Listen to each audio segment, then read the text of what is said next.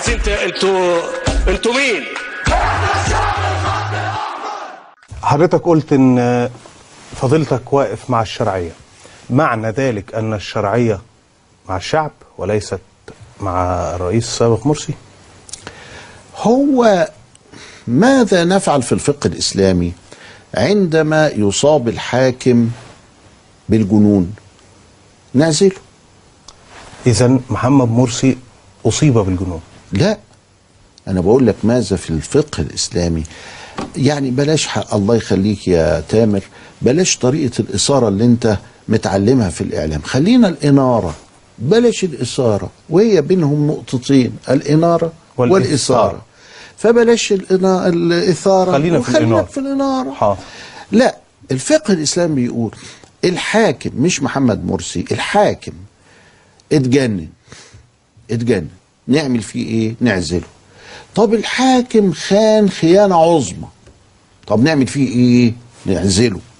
طب الحاكم ضعف ولم يستطع ان يتولى الامر، نعمل فيه ايه؟ نعزله.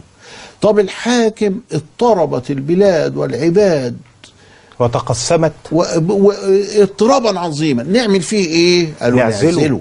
وده نص الامام الجويني ونص الامام الماوردي ونص الامام النووي ونص الامام الشافعي طيب، انا راجل مش سياسي ولا بعزل ولا بحط، انا قاعد، انا مواطن مصري ليا حقوق المواطنه المصريه.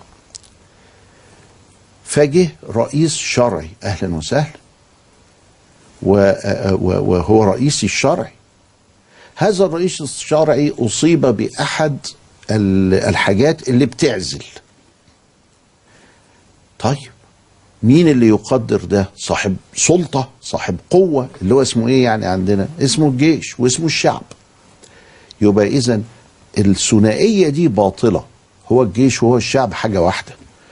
ارتأوا في هذا خللا وأرادوا أن يعزلوا لي هذا هيضر بالبلاد، فعزلوه.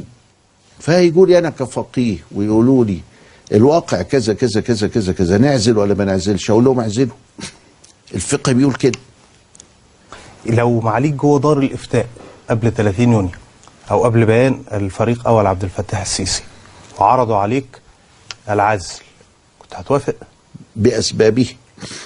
لازم يقول لي هو بيعزله ليه. هو قال ماشي لا، انت جاي لي يعني اللي قاله لنا ده قبل البيان هو جالي، قال لفضيلتك البلد مولعه وكذا وكذا وكذا الشعب اتقسم، هناك قضيه تخابر، هناك ضعف، هناك قولان ان مكتب الارشاد الذي يحكم ومصر هتضيع، عايزين فتوى مولانا. خلاص كده انتهت الشرعيه فقها، اللي مكتوب في الكتب كده، مش احنا اللي بنقول، عشان احنا قد يكون عندنا شويه هوى، شويه تحيز. طب بلاش مننا، ده الجويني اللي بيقول، ده النووي اللي بيقول، ده الماوردي اللي بيقول، ده ابو يعلى الفراء هو اللي بيقول، مش انا اللي بقول. انما انا بطبق اللي قالوه. لو انه كذا وكذا وكذا وكذا تنتهي الشريحات، خلاص كده انتهت الشريحة.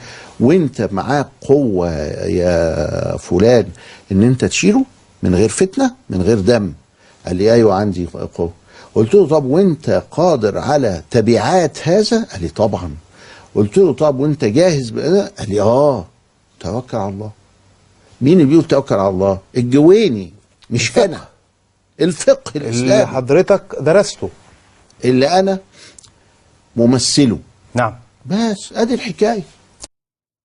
قال فان كان في الارض امام فالزم الامام، ولو ضرب ظهرك واخذ مالك. يبقى ده امام صالح يظلمك وياخذ مالك ويضرب ظهرك، يحرك فيك هذا بقى حب الانتقام؟ لا، الزم الامام. يا سيدنا مش ده يعني، مش ده ظلم؟ هو ظلم، ولكن الزم الامام. ضحي بمصلحتك لمصلحة الأمة ومصلحة الجماعة.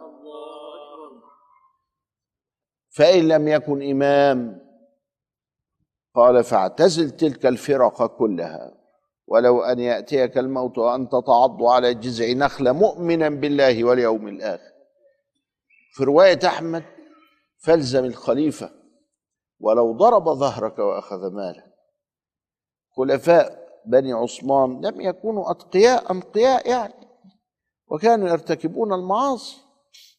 الزمهم خير من أن تتفتت الأمة، خير من فتنة تعم الناس. فإن لم يكن في الأرض خليفة فكون منظمة تبع أمريكا اسمها داعش وأنصار بيت المقدس وأنصار ما أدري إيش واقتل المسلمين. والله ما قال هذا سيدنا قال الهرب، وقال من كان له أرض فليلحق بأرضه، ومن كان له غنم فليلحق بغنمه، ومن كان له بقر فليلحق ببقره. سيدنا قال فكن حلسا من أحلاس بيتك، سجادة لا تغادر به. سيدنا قال إذا رأيت هوى متبعا وإعجاب كل ذي رأي برأي وشحا مطاع ودنيا مؤثرة فعليك بخاصة نفسك ودع عنك أمر العام. وقال فعليك بخويصة نفسك. خاصة نفسك هو أخواننا اللي بيحبونا وبنحبه. خويصة نفسك أنا لوحدي بقى ماليش تدخل بالخلق. لا يكون أحدكم إن معه يقول أنا مع الناس، إن أحسن الناس أحسنت وإن أساءوا أسأت. وطنوا أنفسكم على أنهم إن أحسنوا فأحسنوا وإن أساءوا فلا تظلموا.